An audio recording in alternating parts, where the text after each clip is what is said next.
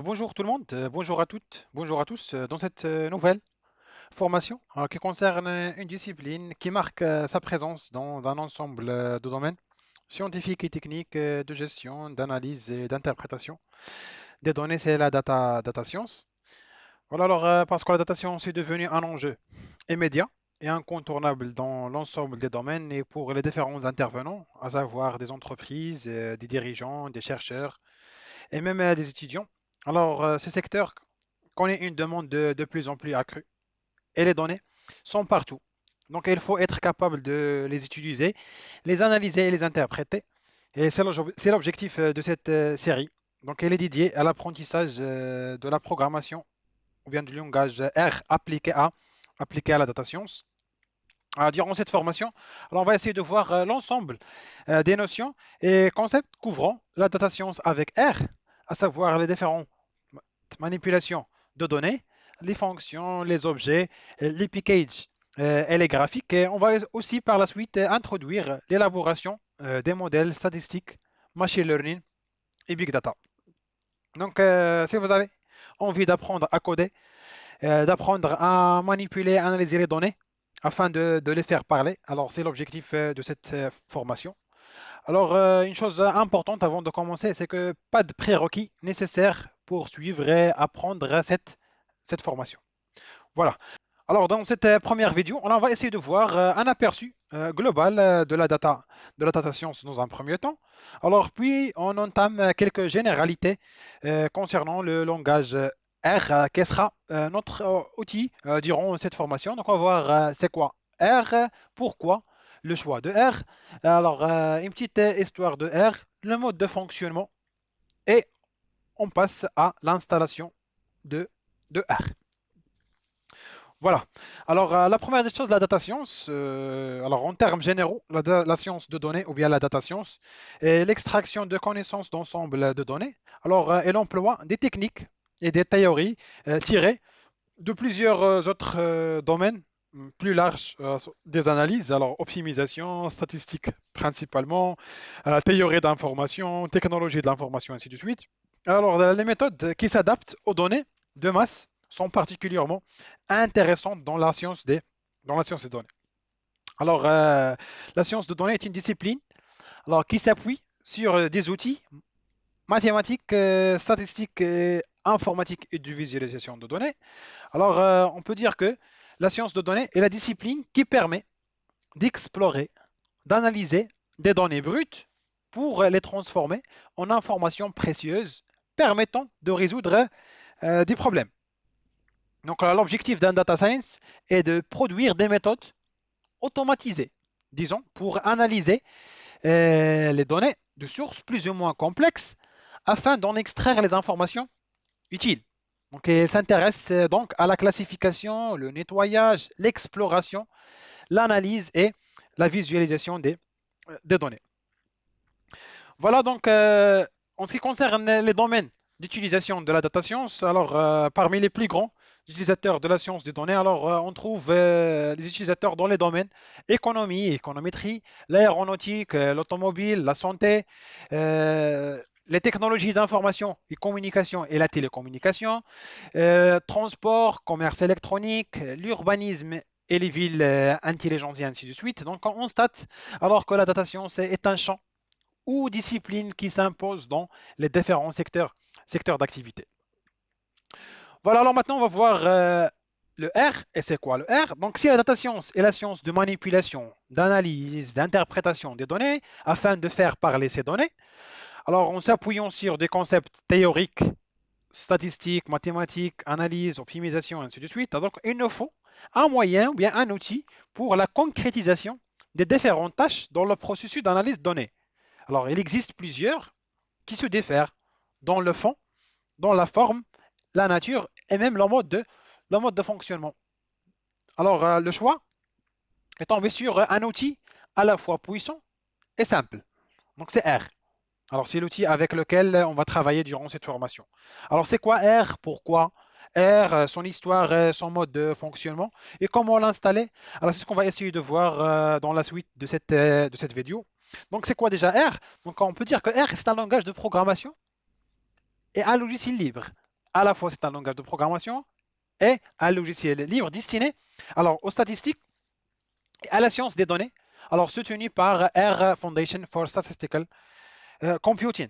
Alors, on peut dire que le langage R est largement utilisé par les statisticiens, les data miners, les data scientists pour le développement des logiciels statistiques et pour l'analyse de données. Alors, une petite fiche technique alors, concernant ce langage. Donc, alors, le projet R est né en 1993, alors comme un projet de recherche d'Oros Ehaka et Robert Gentleman à l'université d'Auckland à la Nouvelle-Zélande. Alors, c'est un logiciel ou bien un langage multi-plateforme, c'est-à-dire il est supporté par l'ensemble ou bien par les différents systèmes d'exploitation, à savoir Windows, Linux, macOS, etc. C'est un logiciel libre distribué sur les termes de la licence GNU, GPL version 2, et la dernière version de ce langage est datée 24 avril 2020. Donc on constate que c'est un langage euh, assez récent et ses fonctionnalités s'améliorent jour après jour. Voilà alors pourquoi R et pas un autre ou bien pas une autre solution alternative. Donc il y a plusieurs raisons derrière le choix de R. Donc la première des choses, elle est gratuite. Une des raisons majeures, c'est qu'elle est gratuite. Alors totalement gratuit. Alors plus de 20 000 fonctions et outils d'analyse et visualisation sont disponibles gratuitement. Deuxièmement, multiplateforme. C'est-à-dire, soit vous travaillez sur Windows, Linux, avec ses différentes distributions, Mac ou même iPad et iPhone, vous pouvez utiliser R. Elle est open source, sous licence GPL ou autre. Alors, la plupart des codes ou des packages R sont accessibles. Alors, certains sont même réutilisables et modifiables. Alors, le langage R est un langage intuitif que celui de SPSS au SAS, vu la notion de package. Alors, on arrive avec deux lignes de code, même pas, à faire des analyses qui nécessitent des dizaines de clics dans SPSS et plusieurs lignes de code dans SAS.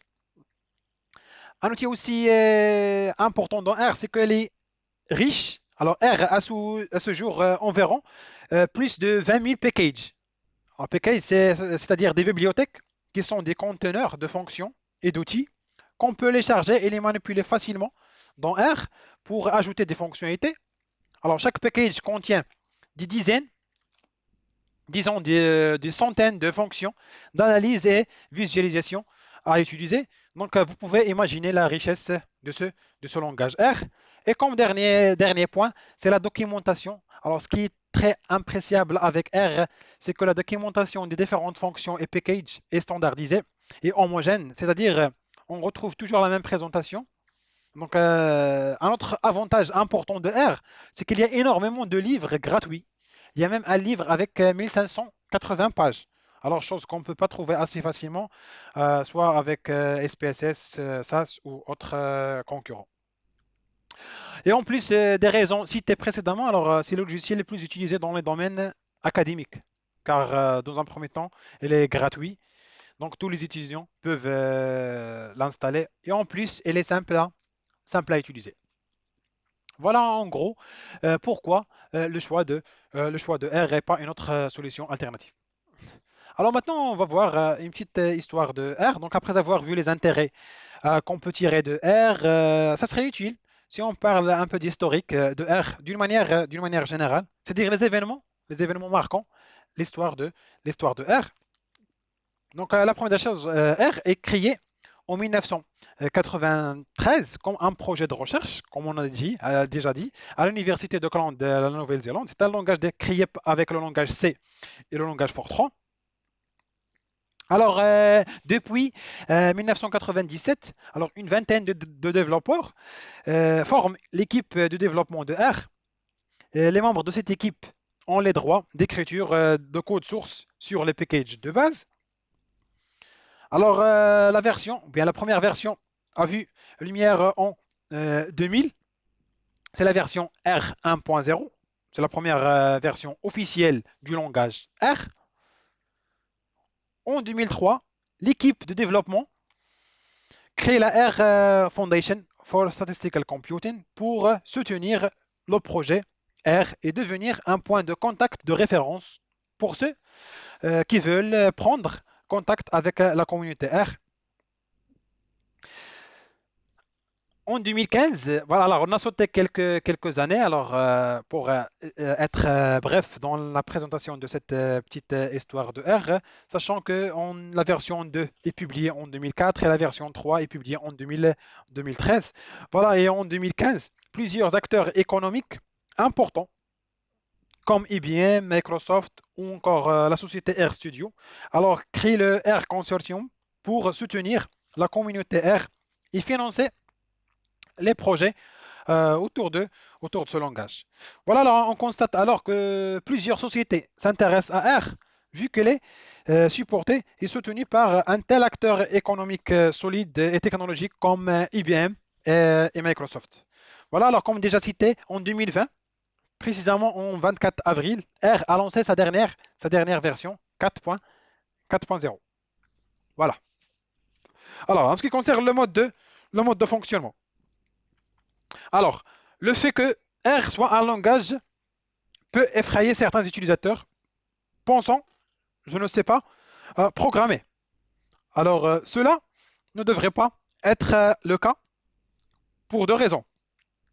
Alors, d'abord, R, c'est un langage interprété et non compilé, c'est-à-dire que les commandes tapées au clavier sont directement exécutées sans qu'il soit besoin de construire un programme complet, comme cela est le cas pour la plupart des langages informatiques, à savoir C, C++, Java et ainsi de suite. Ensuite, la syntaxe de R est très simple et intuitive. Par exemple, on peut faire appel à une fonction, par exemple de régression linéaire ou bien de quoi que ce soit, par une simple commande. Voilà. Alors, en ce qui concerne le mode de fonctionnement de R, alors on va voir un exemple d'analyse de données sous R est effectué comme suit. Alors, après avoir importé les données sources, alors l'étape suivante c'est l'édition de script. Alors, l'édition de script, c'est quoi? Ce qui signifie par l'édition de script, c'est le nettoyage, définition des variables, typage, l'analyse de données. Alors, soit on parle de données descriptives, univariées, bivariées, ainsi de suite, et l'édition des graphiques. Allez, par la suite, et on passe à la lumière des différents traitements effectués, on passe à l'exportation des, des rapports. Donc voilà plus ou moins, en gros, le mode de fonctionnement de R qui s'implique et se base en trois étapes principales qu'on peut résumer à données sources qu'on fait importer. La deuxième étape, c'est ce qu'on appelle le scripting, c'est-à-dire écrire un script ou bien éditer un script pour le nettoyage, le typage des données, l'analyse, la manipulation des données. Et après, on exporte les graphiques et les résultats ou bien ce qu'on appelle les rapports. Voilà. Alors, après avoir vu un aperçu global sur R, alors maintenant on passe à l'installation de R. Alors, on utilise comme système d'exploitation Windows, comme la plupart des utilisateurs. Donc, on procède à l'utilisation de R sur Windows et vous pouvez l'installer sur n'importe quel système d'exploitation en téléchargement la version convenable. Donc, la première des choses, on va voir comment le télécharger. Donc, pour ceci, alors, avec votre navigateur, rendez-vous sur le site alors, www.r-project.org. Voilà. Voilà, alors, c'est le site. Alors, dans la partie gauche, alors, vous cliquez sur Cran. Voilà. Alors, il vous propose plusieurs serveurs de logiciels R. Alors, vous pouvez choisir le serveur que vous voulez. On va choisir le serveur par défaut, rproject.org, c'est organisation. Voilà, alors immédiatement, la page qui s'affiche nous propose des liens pour télécharger R pour Linux, pour Mac ou pour Windows. Alors, on clique sur Windows. Voilà. Alors là, il nous propose le téléchargement de la version, soit la version de base, version contributeur, l'ancienne version et les outils de R. Donc, on peut faire recours à ces outils par la suite. Donc, on clique sur ce qui nous intéresse, c'est la version de base. Voilà. Il va nous proposer les liens pour télécharger R pour le système d'exploitation Windows. Donc c'est un fichier de 84 mégas qui fonctionne pour Windows 32 et 64. Donc pas de souci dans ce sens. Voilà.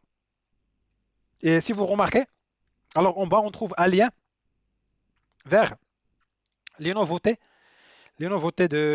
ou les nouvelles fonctionnalités de cette version. Voilà, donc on clique sur R pour Windows. Voilà, le téléchargement se lance. Donc après quelques minutes, le logiciel est téléchargé et on passe par la suite à l'installer. Donc rien n'est nouveau. Alors il faut juste passer les étapes suivantes. Donc ça marche. Voilà. Alors après l'installation de R, je vais le lancer. J'ai déjà installé R. Voilà, ça marche. Donc voilà, c'est l'interface d'accueil du logiciel dans R. Donc, on constate que l'interface n'est pas vraiment bonne et certains utilisateurs pourraient la trouver difficile à utiliser ou pas vraiment efficace. Donc, à cet effet, il y a un outil gratuit nommé RStudio qui est vraiment un très bon IDE, Interface Development Environment, pour utiliser R. Donc, pour le télécharger, alors rendez-vous sur le lien suivant. Donc, rstudio.com. Voilà, c'est le site rstudio.com permettant de télécharger le logiciel RStudio qui est un IDE puissant pour le langage R. Donc, on clique sur Download. Voilà. Donc, après quelques secondes, s'affiche l'interface permettant de télécharger le logiciel R. Donc, il y a plusieurs versions. Alors, ce qui nous intéresse pour le moment, c'est RStudio Desktop. Alors, elle est gratuite. C'est une version gratuite. Donc, il suffit de cliquer sur Download pour lancer le téléchargement. Voilà, Download RStudio pour Windows. Ça marche? C'est bon. L'installation, voilà. Le téléchargement est démarré. Donc, vous pouvez par la suite l'installer. Voilà, donc c'est tout ce qui concerne cette vidéo dans laquelle on a essayé d'introduire le langage R appliqué à la data science. Donc, dans la vidéo suivante, on va voir quelques pas élémentaires avec R, à savoir une description de l'environnement de travail, quelques commandes de base de R, la gestion des scripts, comment utiliser l'aide et personnaliser le répertoire de travail. Donc, je vous souhaite bon courage, bon apprentissage et à la prochaine vidéo.